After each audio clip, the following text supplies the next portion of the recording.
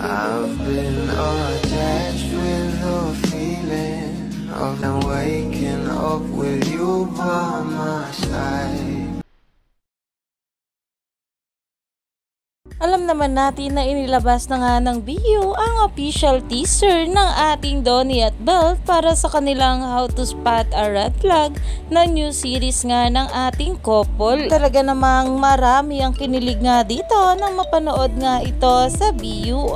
Pero ito na nga guys, ang pag-uusapan natin ang napansin nga na mga bula sa isang interview ng ating Donnie Pangilinan. Narito nga guys sa nasabing video, sabay-sabay nating panoorin. When something happens to my character when he lies.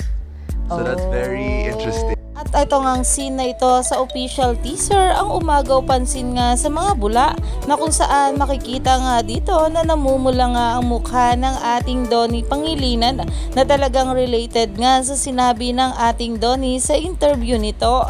At ayon nga sa mga bula, if you notice in the fishbowl scene, Matt looks like he's blushing. Mapula ilong and cheeks niya.